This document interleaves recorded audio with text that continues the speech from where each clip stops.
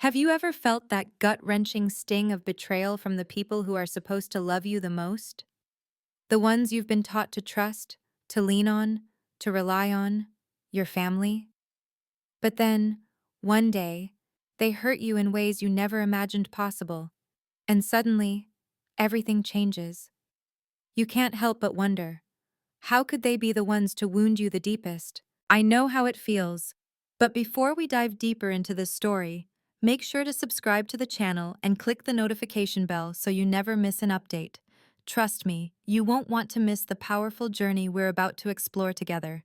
Now, let's get started. My name is Sophia, and I've lived through that kind of betrayal. It wasn't from strangers or friends. It came from the people I thought I would always be able to count on, my family. You see, growing up, I wasn't the favorite. I was always second best. My younger brother, Mark, he was the one who could do no wrong. My parents, Nancy and Dennis, doted on him, celebrated his every achievement, while I was left to blend into the background. The love they gave him felt endless, while I was lucky if I got a nod of approval every now and then. It wasn't like I didn't try. I did everything I could to get their attention. I worked hard in school, I helped around the house, and I even went out of my way to make them proud. But it was always Mark who was the golden child. He could break something and instantly charm his way out of trouble. Meanwhile, if I made the smallest mistake, it was like the world was crashing down around me. I learned to keep my head down, to shrink into the background because it was easier than constantly fighting for a place in their lives. Fast forward to today, and I have my own family. Daniel, my husband, is the love of my life. We've been together for 10 years, and we have an 8-year-old son named Ethan. Daniel and I built a life in a small suburban neighborhood far from the drama of my parents and brother. It's a good life, a quiet life, the kind of life I dreamed of as a kid, one where my family was small but full of love and understanding. But as much as I loved my little family, something still lingered in my heart, the unresolved pain from my childhood. I could have let go of all of it, moved on with my life, but it wasn't that simple. Family, for better or worse, is something that stays with you. And when an invitation from my grandmother, Helen, arrived one December, I found myself facing the ghosts of my past. It was an invitation to Christmas dinner at Grandma's house in Boulder, a tradition she'd been holding on to for years. Helen had always been the one person in my family who genuinely cared about me. She wasn't like my parents, never wrapped up in favoritism or comparisons. She loved me for who I was, and for that, I'll be forever grateful. But the thought of attending the Christmas party stirred something deep inside of me. It wasn't just excitement or holiday cheer, it was dread. I hadn't seen my parents or Mark in over a year. The last time we spoke, everything came to a head after another fight about the way they treated me, the way they treated Ethan. Mark had always been their golden child, and now Ethan, my son, was being overshadowed by Adrian, Mark's son. I couldn't stand seeing my son go through the same thing I had, feeling like he didn't belong in his own family. So, when I received the call from Grandma Helen, I was torn. Part of me wanted to protect my family, to shield Ethan from the hurt and rejection I had faced. But another part of me knew that Helen was the only one who truly understood me, and it would break my heart to disappoint her. I hung up the phone and sat quietly for a moment, trying to process everything. Daniel noticed immediately. "What's wrong? You're thinking hard about something," he said, sitting beside me. I exhaled deeply. "It's Grandma's party. She invited us, but I don't know if I can do it. I haven't seen my parents in over a year, and every time we get together, it's like stepping back into the past. The favoritism, the tension. It's like nothing ever changes." Daniel, always the calm one, placed his hand on mine. "You don't have to go if you don't want to. I understand how difficult it can be, but if you feel like you should, I'll be right by your side. We'll do this together." I looked at him, grateful for his support. "I know, I want to go. I don't want to let Helen down. She's the only one who's ever made me feel like I mattered." I could see the concern in Daniel's eyes, but he gave me a reassuring smile. "Then we'll go, and we'll face whatever happens together." The decision was made. We'd go to the party, despite all the anxiety swirling inside me. I wasn't sure what would happen, but one thing was clear. I couldn't keep running away from my past. It was time to face it. The days leading up to Christmas felt heavy. I tried to distract myself, focusing on getting things ready for the holidays, helping Ethan with his school projects, and wrapping gifts.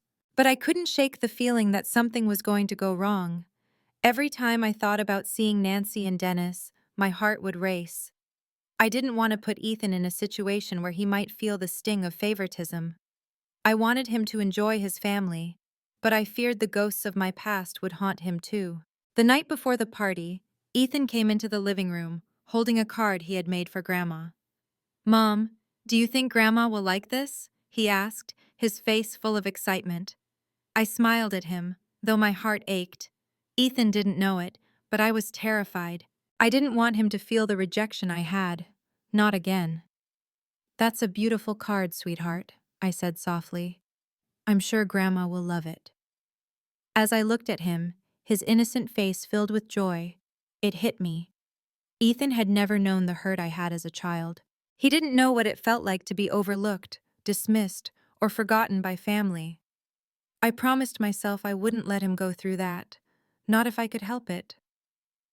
The next morning, we set off for Grandma's house, and Ethan was full of energy, chattering about how much he couldn't wait to see her. His enthusiasm was contagious, but deep down, I could feel the tension building up.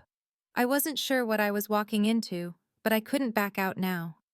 As we pulled up to Grandma's house, the familiar sight of the decorated home made my heart ache.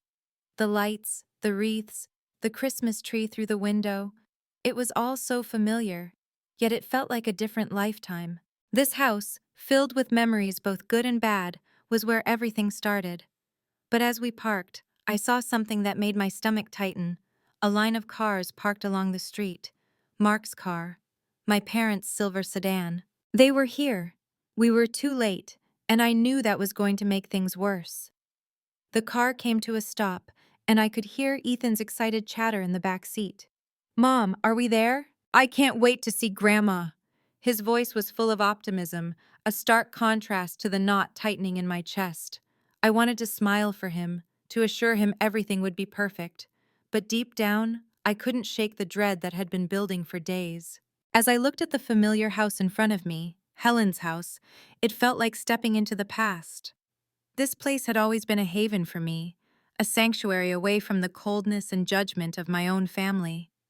It was where I felt truly loved, where I was more than just a shadow to be ignored. Helen always treated me like I mattered. She was the only one who had ever made me feel seen. But the thought of seeing my parents again, Mark and his family, it filled me with a deep sense of unease. Could things really be different this time? Or was I walking right into another hurtful trap? I glanced over at Daniel, who gave me an encouraging smile, but I could see the concern in his eyes.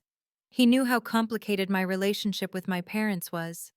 He'd seen the pain I carried, even when I tried to hide it. Ethan, meanwhile, was still all smiles, oblivious to the tension hanging thick in the air. We got out of the car, and I felt my heart start to pound in my chest. Ethan ran ahead, eager to greet his great-grandmother, holding the card in his hand as if it were the most precious thing in the world. I admired his innocence, his ability to be excited about something so simple, so pure.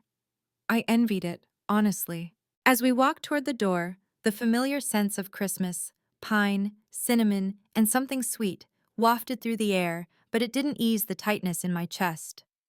I rang the doorbell, my fingers trembling ever so slightly as I waited. The door opened slowly, and there she was. My mother, Nancy. She looked as if she hadn't changed at all. Her hair perfectly done, her red sweater with reindeer patterns just the way she always wore it for Christmas.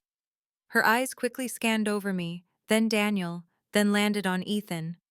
And in that moment, I knew something was terribly wrong. Instead of the warmth I had hoped for, I was met with coldness.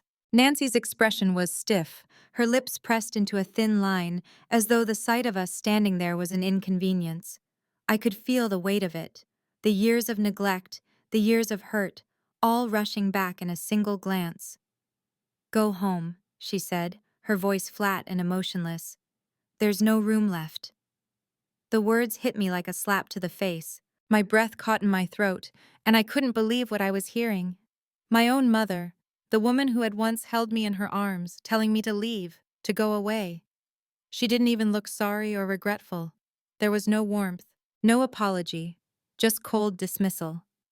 I could feel Daniel's hand tighten around mine. He stood there, frozen for a moment, but then spoke, his voice calm, trying to make sense of this madness. "Nancy, Helen invited us," he said. "We're here to join the family." But Nancy didn't even flinch. Her response was immediate, curt, almost rehearsed. "Helen told me that if you showed up late, I had to send you away." I was in shock. This wasn't happening.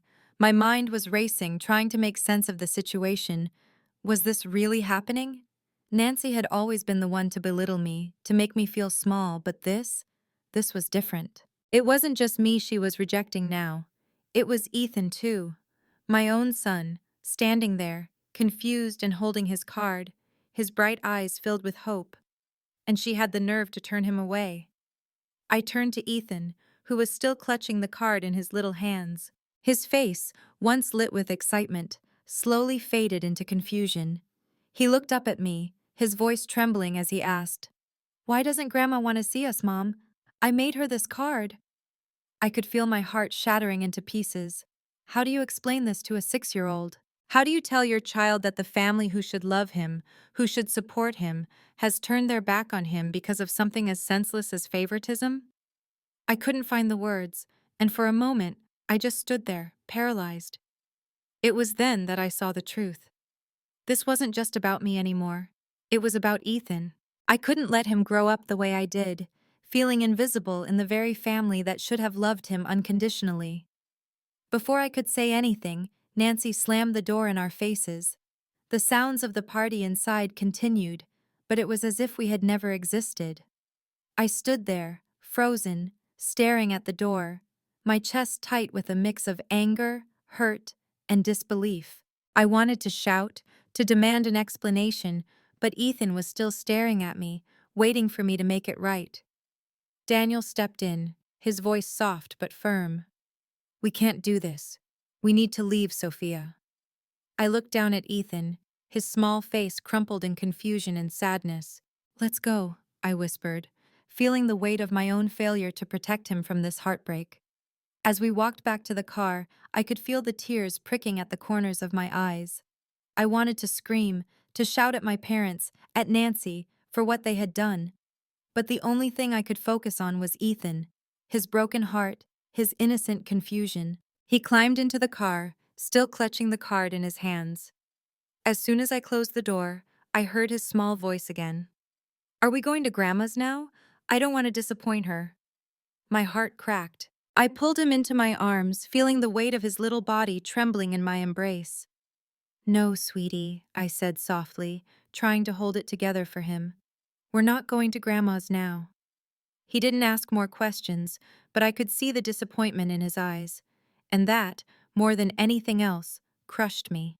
We drove to the nearest Denny's, trying to put on a brave face for Ethan. We ordered pancakes and cotton candy to cheer him up, but the weight of what had just happened still hung in the air. Daniel and I shared a quiet moment, both trying to process what had just unfolded. I didn't know what to feel, but there was one thing that was clear. We couldn't go back. Not after what my parents had done. But just as I thought we might finally be able to breathe, my phone buzzed in my pocket. The name on the screen stopped me cold. It was Helen. I stared at the screen for a moment, frozen. I had to take the call.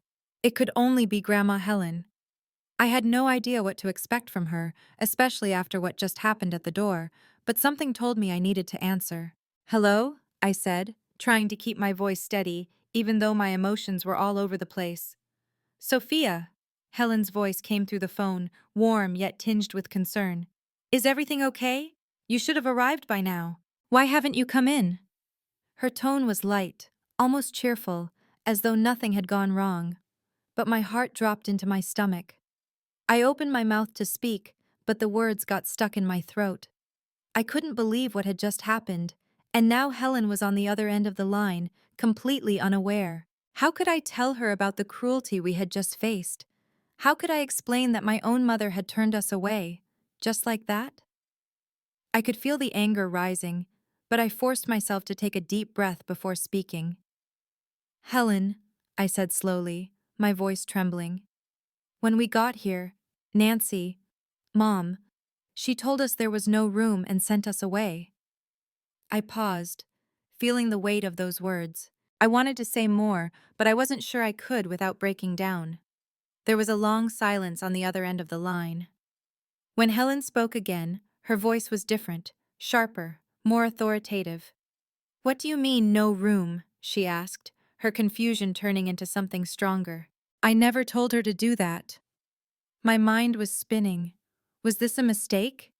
Did Helen not know what had just happened?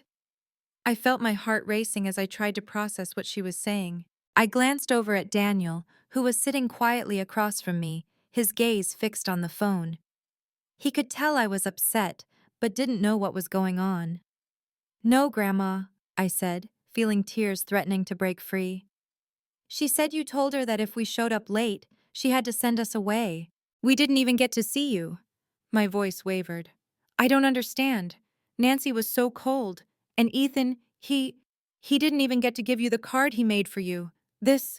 It doesn't make sense." I could hear the sound of Helen taking a sharp breath on the other end of the line. She was processing everything, the truth sinking in just as deeply for her as it was for me. "I never said that, Sophia," she said, her voice trembling with a mix of anger and disbelief. "I never would have told her that. I would never turn you away." She paused for a moment, as if gathering herself. "You come back here, now. We need to fix this." The firmness in her voice left no room for argument. She wasn't just upset, she was furious. "Come back to the house," she repeated. "I'm not letting them get away with this. We'll fix this together." I looked at Daniel, his brow furrowed with concern, but I could see the relief in his eyes. Helen was taking charge. She was going to make things right. Ethan, still sitting quietly in the back seat, looked up at me with his wide eyes. "Are we going back to Grandma's, Mom?" he asked. I took a deep breath, wiping away the tears that had started to fall. "Yes, sweetie," I said, forcing a smile. "We're going back." I hung up the phone, still in a daze, but somehow I felt like a weight had been lifted off my shoulders. I couldn't explain it, but Helen's reaction, her decisiveness, her anger on our behalf, gave me a strange sense of hope. Maybe this wasn't over. Maybe Nancy and Dennis wouldn't get away with this after all. We turned the car around, driving back to Helen's house, but this time, everything felt different. I wasn't just returning to the place that had once been my safe haven. I was returning to confront the people who had hurt us. And something inside me stirred, something I hadn't felt in a long time. Strength. I wasn't going to let my parents or anyone treat my family this way anymore.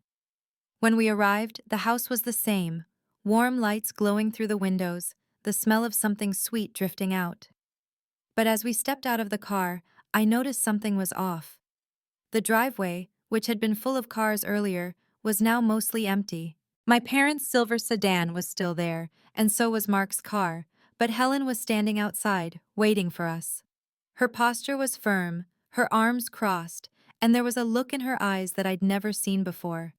It wasn't just disappointment, it was righteous fury.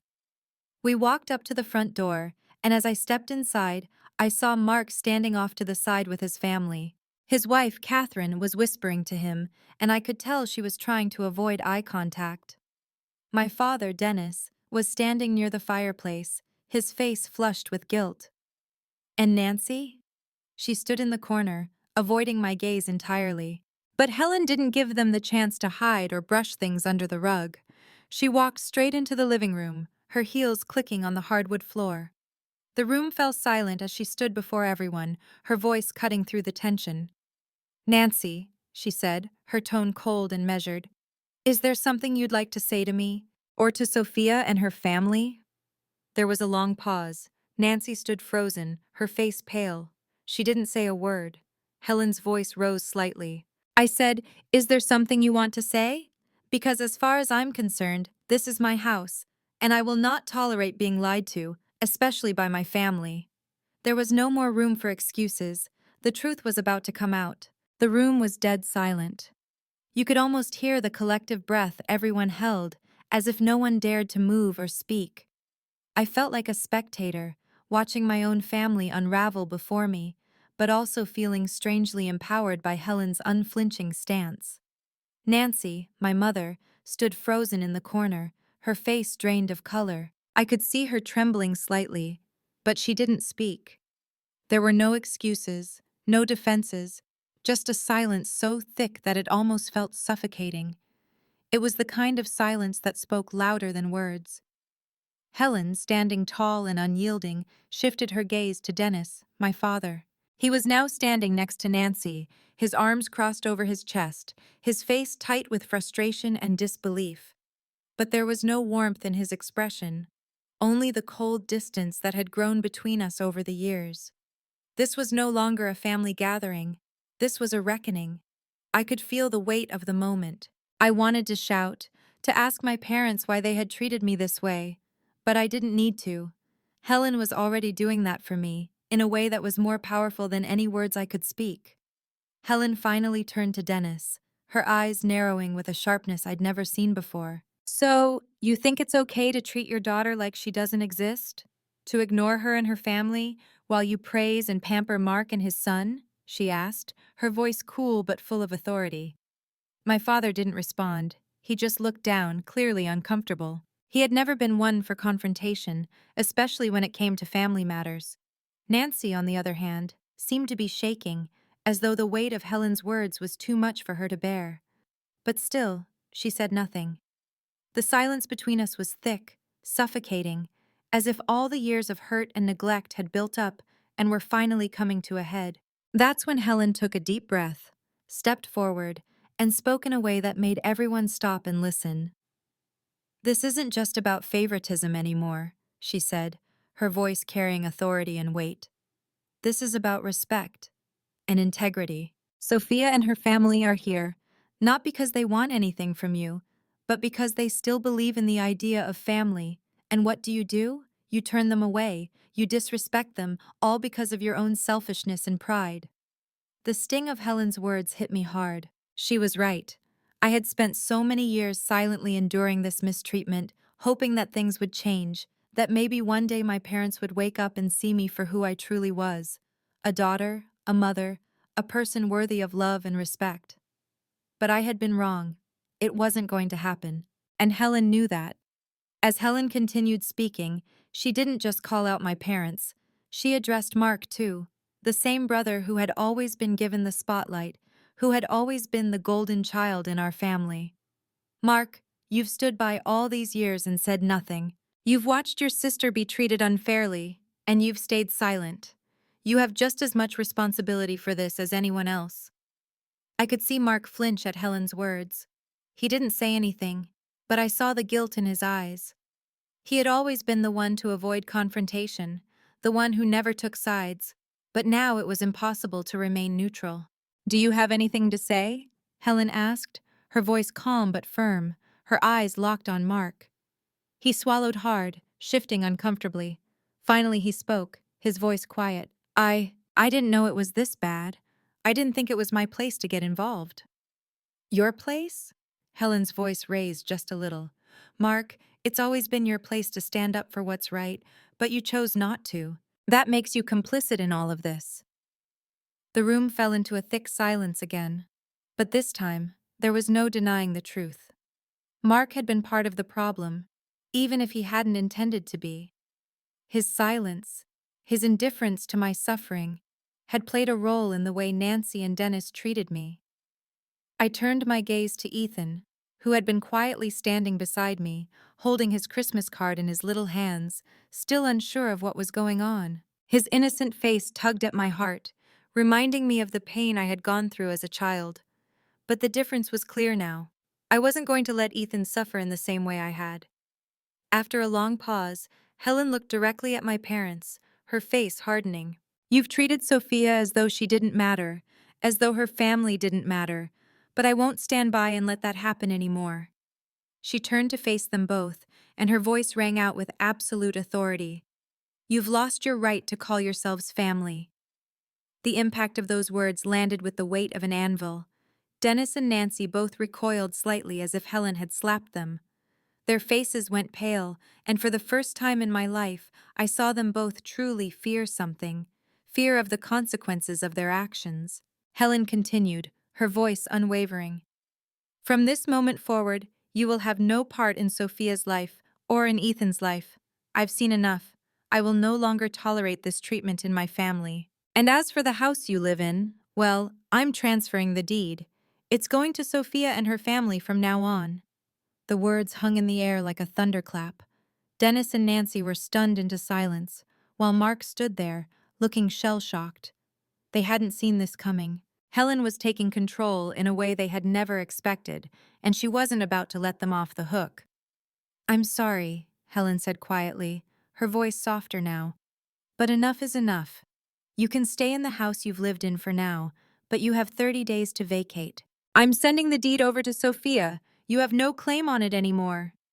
I could barely process what Helen was saying. Was this real?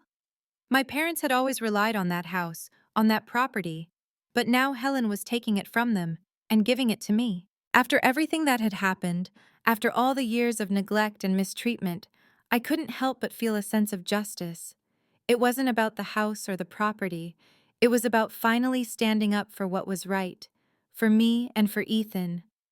And then Helen turned to Mark, her eyes cold as ice. "You too. You'll get nothing. You've watched this injustice unfold for years, and you've stayed silent. I'm done." The finality in Helen's voice left no room for argument. Mark didn't say another word. He just stood there, his eyes full of regret, as if everything he had avoided confronting was now laid bare before him. "Take your family and leave," Helen said, her tone final. "If you choose to stay silent, then you choose your side. And this family will have no place for you." There was no more discussion. The room was heavy with the weight of the truth, the consequences of the actions that had taken place over the years. And as my parents slowly gathered their things and left the house, I couldn't help but feel a sense of closure. I wasn't a victim anymore. I wasn't going to allow anyone to treat me, or my family, like we didn't matter. As the door shut behind them, the tension in the room began to ease. Helen turned to us, her face softening, her eyes full of understanding. She walked over to Ethan, who had been quiet the entire time, and knelt down to his level. "Ethan, I want you to know something," she said gently, taking the card from his hands. "You are loved, my dear. Never forget that. You matter. You are part of this family." Ethan's face lit up as he smiled, a bright, innocent smile that made my heart swell with gratitude. Helen took the card and held it up proudly. "This will go on the wall, so everyone can see it. It's a gift from the heart." And in that moment, I realized something important. It wasn't about the house, or the money, or the possessions. It was about finally standing up for myself, for Ethan, and for the love that Helen had always shown me. This wasn't just about a family falling apart. This was about finding the strength to rebuild it, piece by piece, with those who truly mattered. The silence that filled the room after Helen's words was unlike anything I had ever experienced. Nancy and Dennis had just walked out of the house, their faces still ashen, completely broken by what had just happened.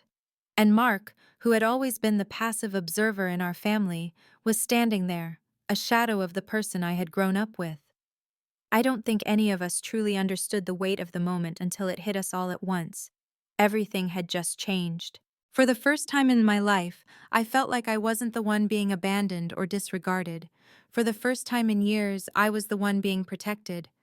And it felt strange. In the best way possible. I had spent so much time trying to earn their love, to be seen as valuable in their eyes. But here was Helen, not asking, but demanding that justice be done, that things be made right. I had never imagined I'd see the day when my grandmother would stand up to my parents like this.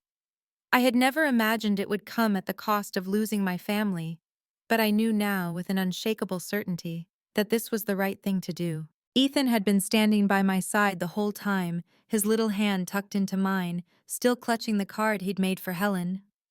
He looked up at me with wide, innocent eyes, as if none of this made sense to him.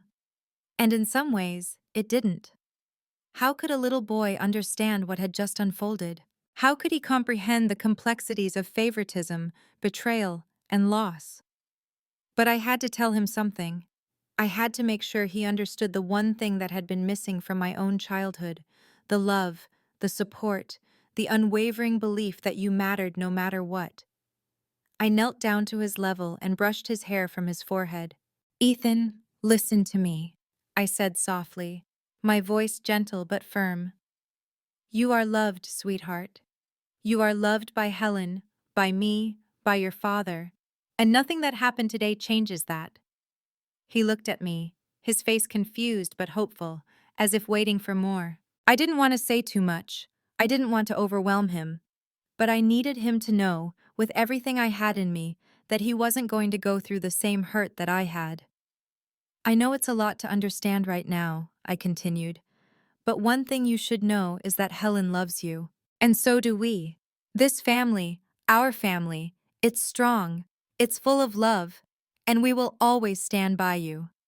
His face lit up with the brightest smile I had seen in ages. I knew that the world didn't have to make sense to him right now. He just needed to feel safe.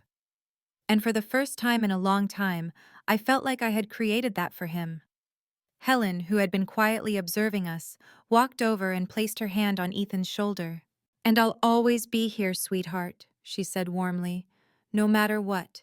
You've got a whole family here that will never turn you away."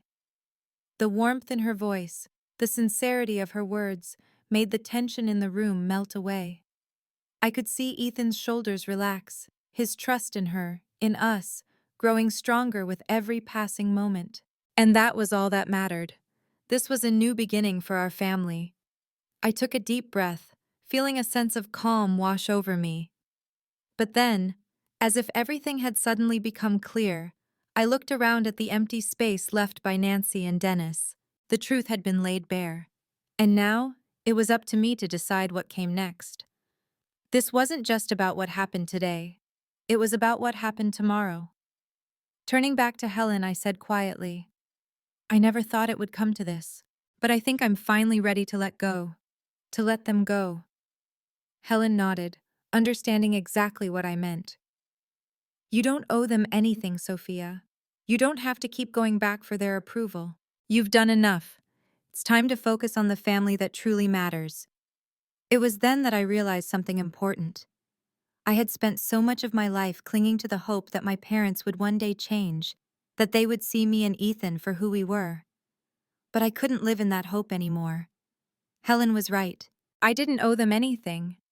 I had spent years of my life trying to fit into their mold, trying to earn a love that was never truly given, and now it was time to step into my own light. As Ethan ran over to the Christmas tree to show me the ornaments he had found, I turned to Daniel and gave him a quiet smile. For the first time in a long while, I felt a sense of peace. We were building something new, something better, and we didn't need Nancy and Dennis in the picture to make it whole. The holiday that had started as a painful reminder of everything I had lost had turned into something entirely different. This was the moment I would look back on and realize that I had taken control of my life, of my family's future. And while the road ahead might be filled with challenges, I knew now that we would face them together. Helen came over to me, her eyes soft with understanding. "You made the right decision, Sophia," she said gently. "You didn't deserve any of this, but now you have a chance to create a family that's built on love, not on hurt." I nodded, feeling the weight of her words sink in. "I just want Ethan to know he's loved. I want him to grow up feeling safe, feeling supported, and I'm finally ready to do whatever it takes to give that to him." Helen smiled, her face lighting up with pride. "And you're already doing it. You're already a great mom." We spent the rest of the evening in a calm, peaceful atmosphere. The holiday spirit, which had seemed so distant before, now felt real. Ethan played with the ornaments on the tree while Daniel and I sat nearby, talking with Helen. It wasn't perfect. It wasn't what I had once hoped for. But it was real. And for the first time in a long time, I felt like I could breathe. I looked around at my family, And I knew one thing for certain: this was where I belonged. Not in the shadows of a family who had never understood me, but in the light of a new family, one that was built on love, acceptance, and the courage to move forward. The door had been closed on my parents and on the past, but the door to a new life was wide open. And this time, I was walking through it with my head held high. The evening progressed slowly, but in the most peaceful way I could remember. The chaos of the past few days, the confrontation, the pain, and the betrayal, all seemed to melt away as we spent time with Helen. Ethan, blissfully unaware of the tension earlier, was content, giggling as he hung his Christmas card on the tree, excited to show Helen how much effort he had put into it. For a moment, I just sat back and watched, my heart swelling with a mix of emotions. My little boy, so full of life and love, was completely surrounded by people who cared for him, by Helen, by Daniel, and by me. The simple joy he found in his card, the excitement in his voice as he told Helen about the pictures he'd drawn, filled the room with warmth. And in that warmth, I realized something crucial. I had been holding on to the idea of family for too long. I had been holding on to the hope that my parents would change, that somehow, some way, they would see me for who I really was, someone deserving of their love and respect. But that was a fantasy, and it had taken me this long to accept it. Helen had given me the wake-up call I needed, but I was finally ready to let go of the past. Daniel noticed the shift in my mood and gave me a small, knowing smile. "You're okay, right?" he asked softly, his voice full of concern. I nodded, my eyes moist with tears. "Yeah, I am now." For the first time in so long, I didn't feel the weight of unresolved issues hanging over me. I felt lighter. I felt free. Helen stood up, brushing the crumbs from her lap as she glanced at me. "Sophia," she said, her voice kind but firm, "I know this is a lot to take in, but you've done the right thing. You've always been there for them, always tried to make it work, but now you have to move forward. This is about you and your family now." I glanced at Ethan, who was still bouncing around with excitement, his small hands holding up the card he had worked so hard on. The smile on his face, the joy that filled the room, was a reminder of why I had to make these hard decisions. For him. For our future. Helen came over and gently placed a hand on my shoulder. "You've done enough. Now it's time to focus on what matters most. Your family." I couldn't help but nod, feeling the weight of her words. The shift from keeping up with the family to creating my own family was a tough transition. It meant not looking back, not holding on to the hope that one day my parents would change, that they would come around and treat us fairly. I had to embrace the truth, and the truth was that we were better off without them. But it wasn't easy. In those quiet moments, I did feel a pang of sadness. I missed the idea of family, of gathering together for holidays, of shared traditions, of laughing around a dinner table. But I had spent my whole life chasing that dream, only to realize it wasn't mine to claim. It was built on false pretenses, on the illusion that family would always have your back, no matter what. That wasn't my reality. My reality was Helen, it was Daniel, it was Ethan. It was the family I had built, the one that loved me, flaws and all. We sat there with the quiet crackling of the fire and the soft hum of Christmas music in the background. Ethan finally calmed down enough to curl up next to me, resting his head on my lap as we all talked quietly. It was a perfect moment, a moment I had almost given up on ever having. Later that evening, after Ethan had fallen asleep on the couch, tucked in with his blanket and his favorite stuffed bear, I sat alone with Helen in the kitchen, sipping on some tea. "You know," she said, breaking the comfortable silence between us, "I've seen you struggle with this for years, Sophia. You've tried so hard, and I've watched you bend over backwards to make it work. But now it's time to stop chasing something that was never meant to be. The family you've been trying to make work isn't the one you need. You've got everything you need right here." Her words hit me with the full weight of reality. I had been chasing a version of family that didn't exist. The version of Nancy, Dennis, and Mark that I had hoped for, that I had yearned for, was just that, a hope. But reality wasn't about holding on to something broken. It was about looking at what you had right in front of you and appreciating it. I had everything I needed now. I looked at Helen, this woman who had always been there for me, who had never failed to show love, understanding, and compassion.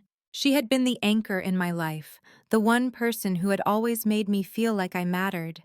And now, she was helping me see what I needed to do. "You're right, Grandma," I said softly, my voice tinged with gratitude.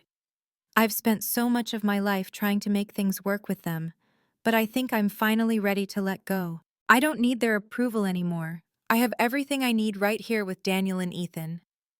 Helen gave me a soft smile and patted my hand. "You always have, dear, and you always will." The next day, I found myself sitting quietly, watching the snow gently fall outside, the world still and calm. It had been a long, exhausting year, but it felt like I was finally on the other side of it. I didn't have all the answers, but I knew I was on the right path. The house in Lakewood was now mine. Helen had made sure of that, even though she hadn't had to. I wasn't interested in moving in. Ethan and I had everything we needed where we were. The house was a symbol, though, of how far I had come, of what I had fought through, and of the future I was finally ready to build. Daniel and I decided to rent it out. We didn't need the house, but the income it provided would go into Ethan's future. The rental income would go into a savings account dedicated to him.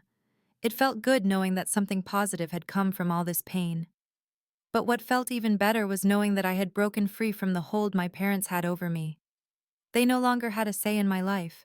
I had my own voice, and I was using it. We were finally free. Free to be our own family, free to live the life we deserved, and free to leave behind the toxicity that had defined so much of my life. The days that followed felt like a quiet rebirth for our family. With Ethan settled into his school routine and Daniel and I focusing on the home we had built together, life slowly began to take on a new rhythm. There were still moments when I would catch myself thinking about Nancy and Dennis, wondering what might have been if things had been different. But those moments were fleeting, replaced by the reality of the life I had now, the life I had fought so hard to create. We hadn't heard from Mark or Catherine in the weeks after the confrontation at Helen's house. I wasn't surprised. Mark had always been the type to avoid conflict, to sit on the sidelines rather than stand up for what was right. And now, he had chosen to align himself with Nancy and Dennis, even if it meant watching them slowly unravel. To be honest, I wasn't sure what to think about him anymore. He had been my brother, my flesh and blood, but the person I thought he was seemed to vanish the moment he chose silence over standing up for me. His inaction had hurt, and while I still felt sadness for the sibling bond we had once shared, I knew that I couldn't allow his indifference to continue to hold power over my life. As much as I longed for reconciliation, I knew that it wasn't something I could force. If Mark and his family wanted to distance themselves from us, that was their choice. But I was done chasing after a love that wasn't unconditional. I was done pleading for something that wasn't going to change. The healing process for me wasn't immediate, and I would be lying if I said I didn't still carry the scars from my childhood. Those wounds didn't just vanish overnight, no matter how much I wanted them to. But with every passing day, I began to realize something important. I didn't need to hold on to the past anymore. I could let it go. Helen had shown me the strength in that, and now it was time for me to embrace it fully. Our days began to settle into a comforting routine. Ethan's laughter filled the house again, his excitement about the most mundane things bringing joy to every room he entered.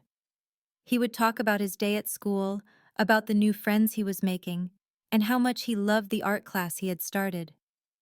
It was in those small moments that I felt the weight of everything I had endured begin to lift. Daniel and I, too, found a new sense of peace. The tension that had once defined our relationship, the strain from dealing with my family, slowly faded as we focused on our own life together. We spent evenings talking about our future, about the dreams we had for Ethan, and the kind of life we wanted to build for him. We even started talking about having another child. It was a conversation we had avoided for a while, unsure of what kind of future we could provide. But now, with everything finally settling down, we were ready to look forward. One evening, as we sat at the dinner table, Ethan asked, "Mom, when are we going to see Grandma again?" The question caught me off guard. Ethan had grown so attached to Helen, and her kindness had truly meant the world to him. I could see how much he missed her. I had no answer for him at that moment, but I knew that we would see Helen again soon. She had become a permanent fixture in our lives, and I couldn't imagine moving forward without her. After dinner, I sent Ethan off to bed, and Daniel and I sat in the living room, quietly reflecting on the changes in our lives. I knew we still had a long way to go, that the road ahead wouldn't always be smooth, but for the first time in years, I felt hopeful. I felt like the weight of the past was no longer holding us back. Then my phone buzzed. It was a message from Helen. "Helen, I've been thinking. It's time for us to visit. I want to see you and Ethan. We've got so much catching up to do." I smiled as I read the message. Helen had always been the one person in the family who truly understood what love was. And now, she was giving us a chance to heal, to move forward. I typed back a quick reply. "Me. We'd love that. We've missed you." It wasn't just about seeing Helen again. It was about the realization that the family I had always yearned for was finally coming together. It wasn't perfect, and it hadn't come without its pain, but it was ours. And it was enough. Over the next few weeks, Ethan and I made plans to visit Helen at her home in Boulder.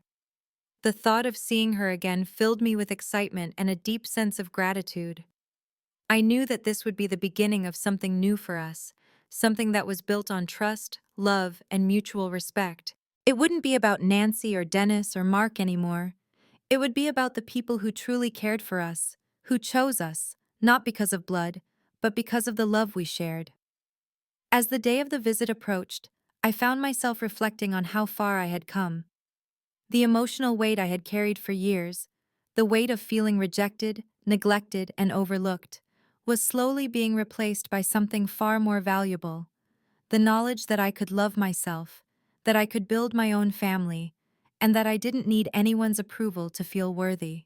When Ethan and I arrived at Helen's house, the sight of her standing at the door, arms wide open, brought tears to my eyes. There, in that moment, I realized that I had finally found the family I had been searching for all my life. Not in my parents, not in my brother, but in the people who had stood by me when it mattered most. Helen greeted us with a tight hug, and as Ethan ran into her arms, I felt a sense of peace that had eluded me for so long. It wasn't just about reconciliation or about healing the wounds of the past. It was about embracing the present and moving forward. The visit was everything I had hoped for. We laughed, we shared stories, and for the first time in a long time, I felt truly at home. It wasn't the big house in Lakewood or the property that had once belonged to my parents that made me feel safe. It was Helen's love, her unwavering support, and the bond we had forged together that made me feel like I belonged. I realized then that family doesn't have to be defined by blood. It's defined by the people who stand by you, who love you unconditionally, and who choose to be there for you, no matter the circumstances. And as I looked at Ethan, playing with his great-grandmother and laughing, I knew that I was finally giving him the life I had always wanted, a life filled with love, acceptance, and the strength to move forward, no matter what. The visit to Helen's house was a turning point. I felt lighter than I had in years, like a heavy burden had been lifted from my shoulders. It wasn't just the joy of reconnecting with Helen. It was the realization that I was finally allowing myself to live without the toxic weight of my past holding me back.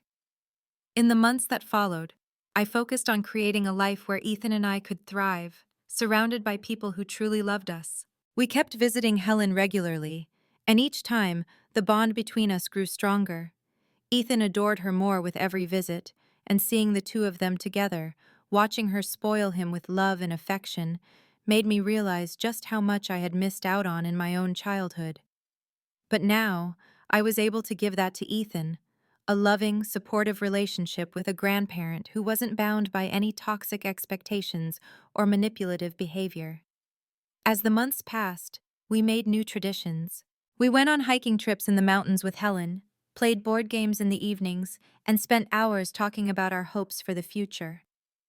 Every visit to Helen's house reminded me that family wasn't about who shared your blood. It was about who you shared your life with, who made you feel seen and heard. But the more I embraced this new family dynamic, the more I had to face the reality of what I had lost. I had to face the truth that I couldn't go back to the old version of my family, the one I had spent so many years fighting for. And the more I thought about it, the more I realized that my decision to let go of Nancy, Dennis, and Mark was the right one. I won't lie, it wasn't easy. There were still moments when I missed the idea of what family should be.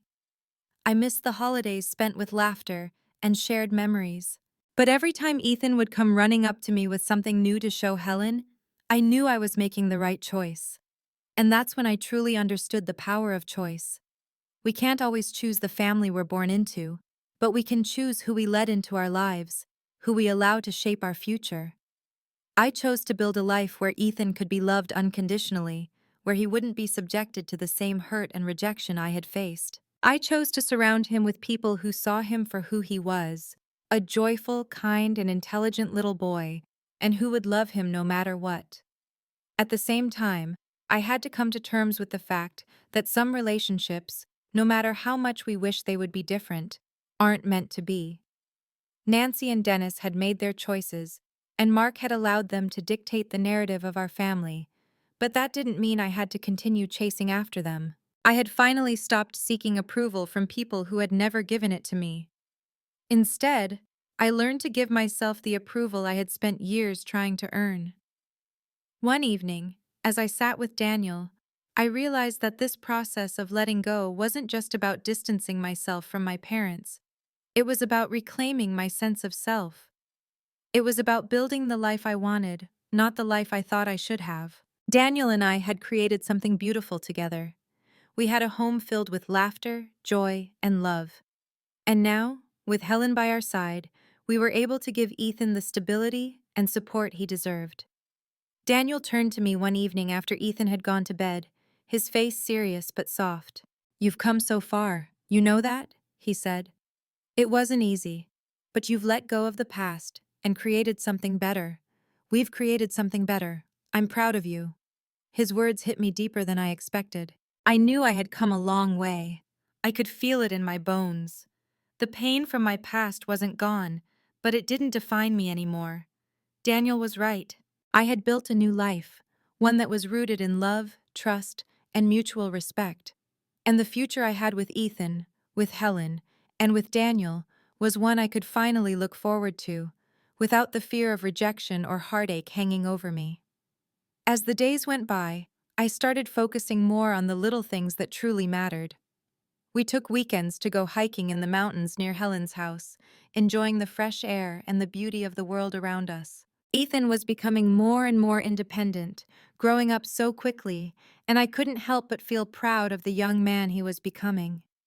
The things I had feared, him feeling rejected, feeling second best, were slowly becoming a distant memory. He was surrounded by love, and that was the most important thing I could give him. But it wasn't just about Ethan's growth. It was about my own as well. I had learned the importance of boundaries, of standing up for myself, and of choosing the people who deserved a place in my life. I wasn't just a daughter anymore. I was a mother, a wife, a person who deserved respect. And most importantly, I was finally learning to respect myself. One afternoon, as we sat in Helen's living room, Ethan came running up to me, holding a picture he had drawn in art class. "Look, Mom," he said, showing me a drawing of our family. Helen, Daniel, Ethan, and me, all holding hands and smiling. It was simple, but in that moment, it meant everything. It was a visual representation of the family we had built, a family that wasn't perfect, but one that was full of love, support, and acceptance. "Do you like it, Mom?" Ethan asked, his eyes wide with hope. I smiled, my heart swelling. "I love it, sweetheart. I love it so much. It's perfect." As I looked at that drawing, at the smiling faces of the people I loved, I realized that I had finally created the family I had always dreamed of. It wasn't the one I had been born into, but it was the one I had chosen, and that made all the difference.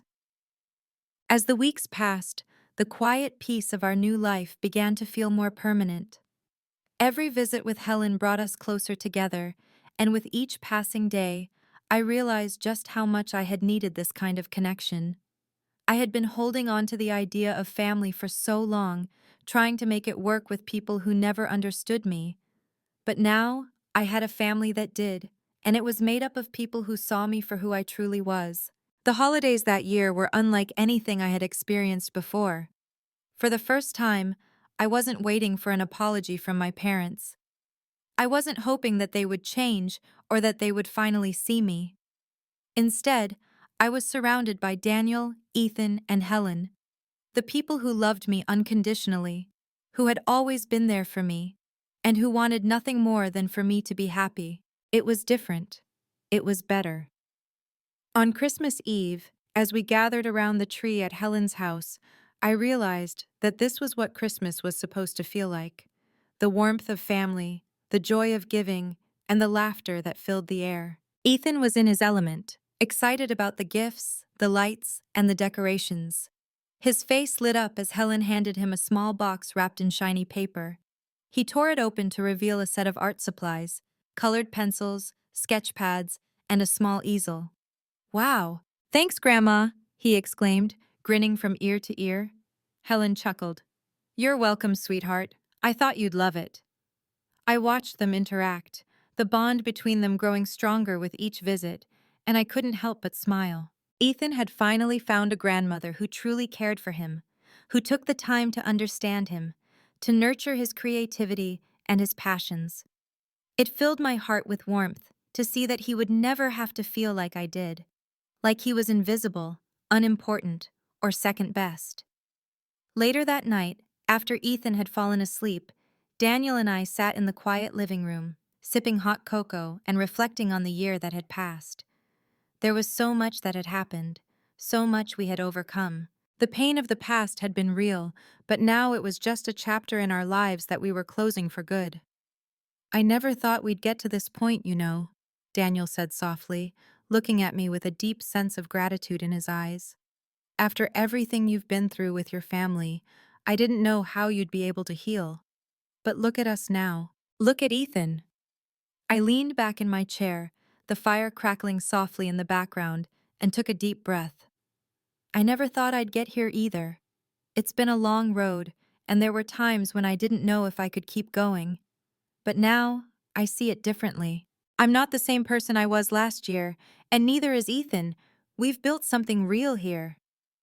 The conversation drifted into a comfortable silence as we both reflected on how far we had come.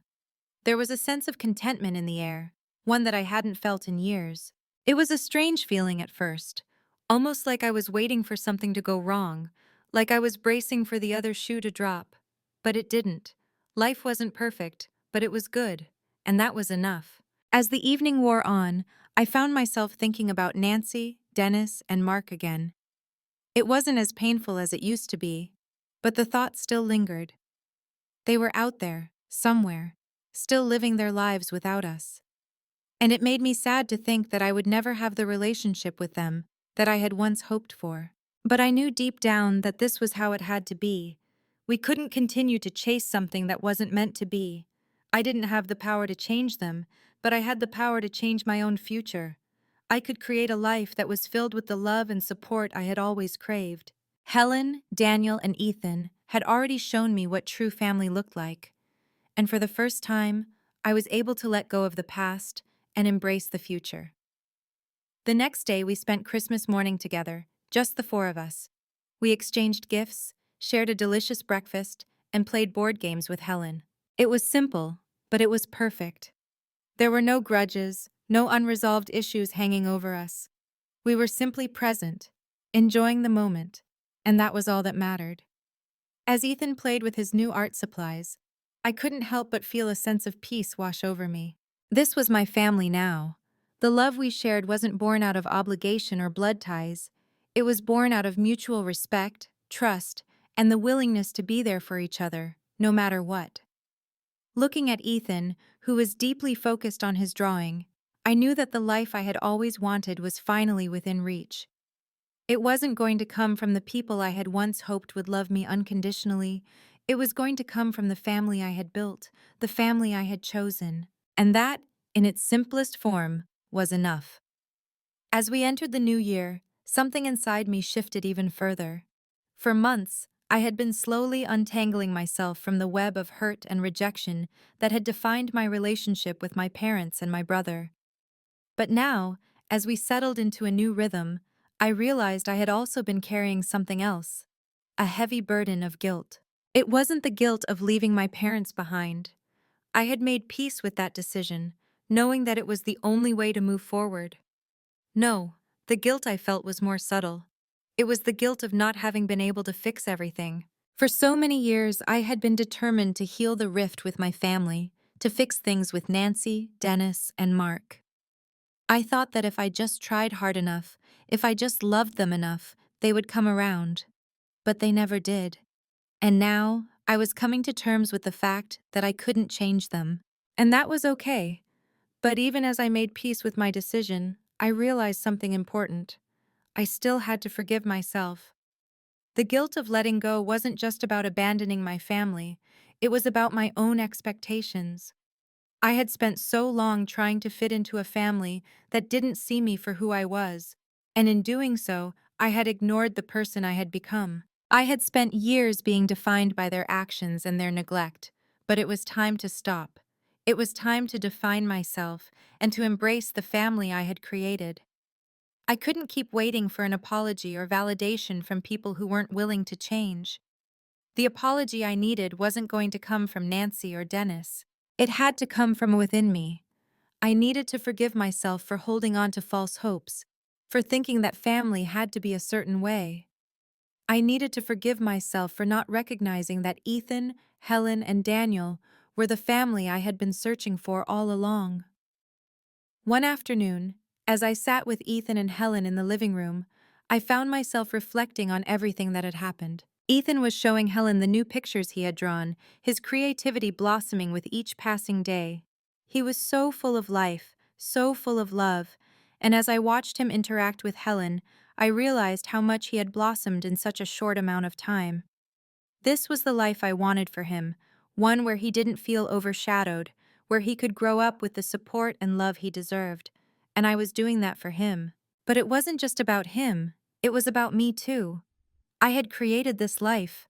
I had chosen to step away from toxicity and embrace the love that was right in front of me. Helen caught my eye, sensing my quiet reflection. She smiled warmly and gave me a gentle nod. "You've done good, Sophia," she said softly. "You've built something beautiful. Don't doubt that for a second." Her words hit me in a way I hadn't expected. It wasn't just about my family. Helen was reminding me that I had already created the life I needed, the life I had always wanted. And that was worth celebrating. Later that evening, as I tucked Ethan into bed, I found myself whispering something I hadn't said in years.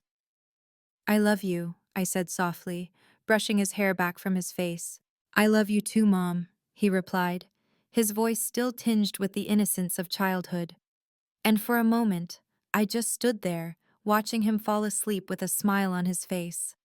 I realized that this love, the love I had for him, and the love he had for me, was all that mattered. The rest, the past, the pain, the family that wasn't, could fade into the background. As I walked out of his room, I felt a weight lift off my shoulders. The healing wasn't immediate, but it was real. I had let go of so much: resentment, guilt, fear. I had given myself permission to stop fighting battles that weren't mine to fight anymore. I had freed myself from the need to fix something that wasn't broken. The family I needed was right here, in the people who loved me, who respected me, and who truly cared. The next few months were filled with new beginnings. We took more trips with Helen, went on hikes in the nearby mountains, and spent weekends together. Each moment with her was a reminder that I wasn't alone anymore. I had a family who understood me, who saw me for who I was, not for who I was supposed to be in their eyes. And in that love, I found the freedom to truly live.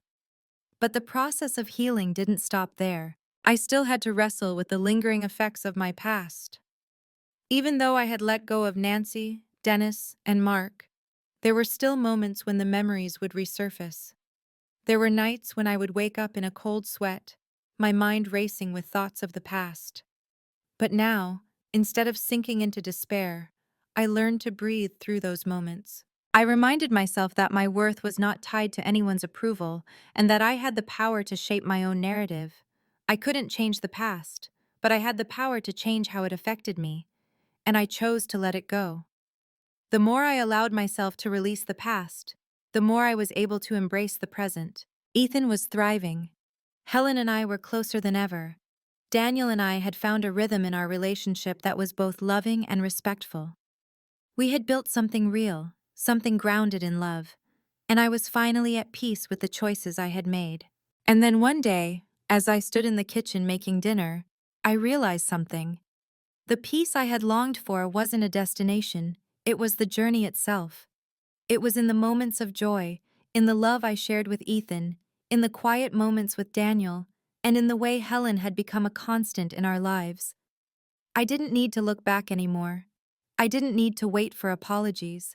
I had already found everything I needed right here, in the family I had built, and that was enough. By now, I had learned that healing wasn't a destination, it was a continuous process, a choice I had to make every day. As much as I had made peace with the past, there were still moments when the weight of what I had endured would sneak up on me. Sometimes it was a simple memory of Nancy's cold words, or the way Mark had remained silent for years. Other times, it was the quieter, more insidious doubt that crept in, asking whether I had made the right decision in cutting ties with my parents. But as the days went by, those moments became less frequent. They no longer had the power to control my emotions, to dictate how I felt or how I lived. Instead, I focused on the present, on what was happening right in front of me, the life I had created, the love I had found, and the family that meant everything to me. Daniel, Ethan, and I spent weekends exploring, finding new parks to visit, and taking trips to Helen's house. It was during one of these trips that I realized just how far we had come. Ethan had grown into such a confident, joyful little boy, and the way he interacted with Helen made my heart swell with pride. The bond between them was undeniable, and I knew that Ethan would always have the love and support of a grandparent who truly cared for him. Helen had become more than just a grandmother to him. She was his mentor, his guide, and his source of unwavering support. She had stepped into that role without hesitation, and I couldn't have asked for a better person to be there for him. I was so grateful that Ethan would grow up with her love, her wisdom, and her example of what it meant to truly care for others. But it wasn't just about Ethan. It was about Daniel and me, too. As we sat together on the porch of Helen's house one evening, watching Ethan play in the yard, I turned to him and said softly, "I never thought I'd be here, you know? I never thought I'd be able to let go of all the hurt, all the disappointment. But now, I can't imagine living any other way." He looked at me with a smile, his eyes full of understanding. "I know, Sophia. I see the peace in you now. And it's the peace you deserve. It's been a long road, but I'm so proud of you." The words meant more than he could know. Daniel had been my rock through everything, never once wavering in his support of me. He had seen me at my lowest, and he had never stopped loving me. He had always believed in me, even when I didn't believe in myself. And for that, I would be forever grateful.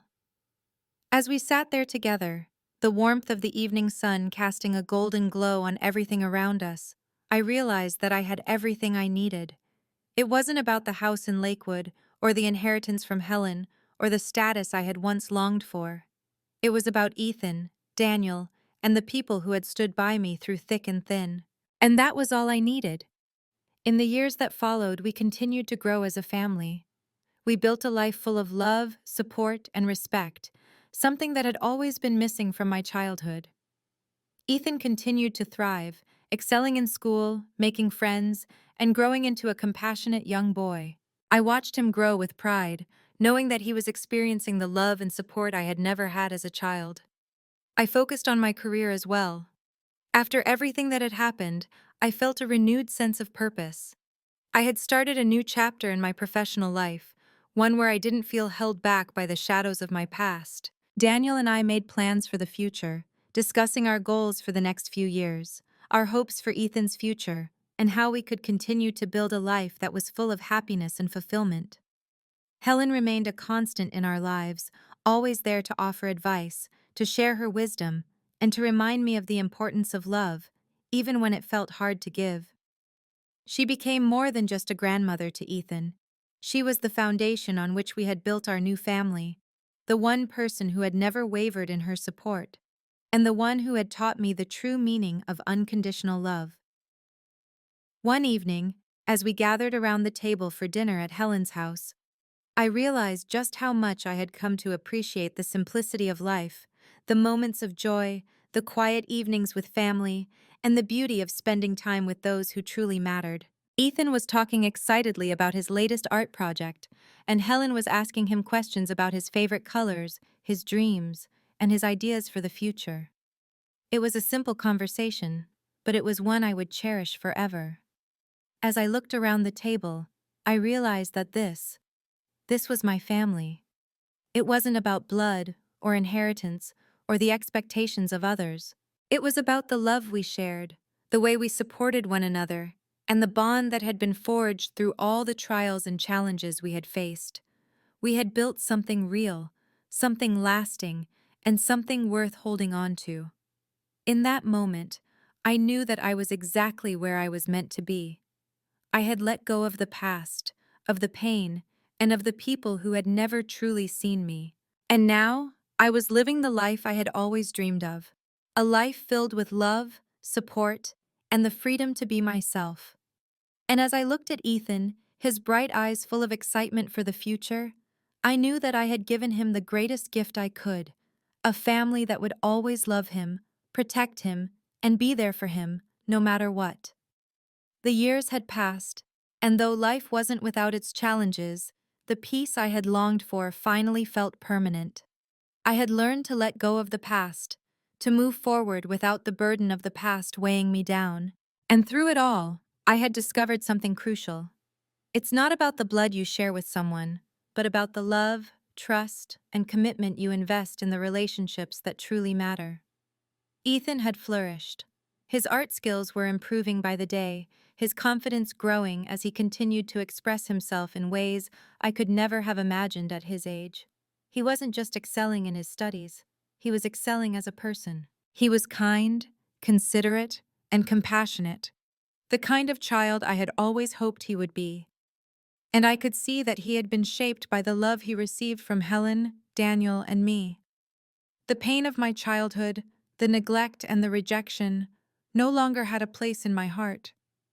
Instead, what filled that space was something much more beautiful: the memories I was making with my own family, the bonds we were building, and the future we were creating together. Every weekend, we spent time exploring new places, making memories that Ethan would carry with him for the rest of his life.